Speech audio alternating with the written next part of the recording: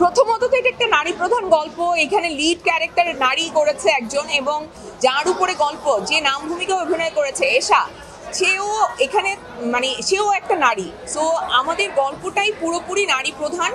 আর এটা একটা crime thriller. সবার অনেকেই আছে যারা ক্রাইম থ্রিলার পছন্দ করে, যারা মার্ডার মিস্ট্রি পছন্দ করে, সাসপেন্স পছন্দ করে, তাদের জন্য তো এই সিনেমাটা অবশ্যই একটা খুব ভালো ওয়াচ। আমি তো শুধু কান্না করি, আমার খুব কান্না পায়, আমি খুবই ইমোশনাল একটা মানুষ।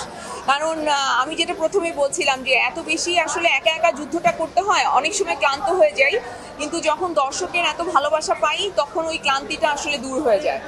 আমি পর্দায় নারীকে শক্তিশালী হিসেবে দেখাতে চাই, আমি নারীর ভেতরের বিভিন্ন কমপ্লেক্সিটিগুলো দেখাতে চাই।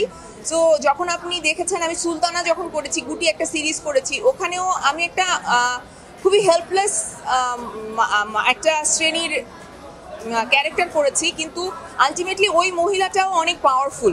সো আমি চাই যে মেয়েদের ভেতরের যে শক্তিটা আছে এটা যাতে স্ক্রিনে প্রকাশ পায়। সো আমার চরিত্রগুলো আমি ওভাবেই বেছে নেই আসলে, একেবারে সারপ্রাইজ, এবং দর্শকে হলে এসে সেটা জানতে হবে যে কেন দর্শক, অন্যান্য দর্শক যারা দেখেছেন তারা কেন এরকম রিভিউ দিচ্ছে। তবে আমি এইটুকু বলতে পারি যে আপনারা সিনেমাটা দেখে আশাহত হবেন না, আপনারা নতুন একটা এক্সপিরিয়েন্স নিয়ে বাসায় ফেরত যাবেন। বাংলাদেশে তো আসলে অনেক ধরনের সিনেমা হয়, এটাও এক ধরনের সিনেমা যেটা দেখে আপনাদের ভালো লাগবে।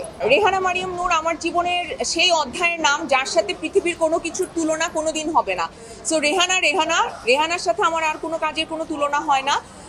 এই সিনেমাটা যেই যতটুকু যোগ্য, আমি মনে করি যে সেই যোগ্যতা অনুযায়ী আমাদের দেশে এটা যদি আমাদের বিচারক মণ্ডলী মনে করে পুরস্কৃত হওয়ার মতো, তাহলে এখানে এই সিনেমাটা পুরস্কৃত হবে।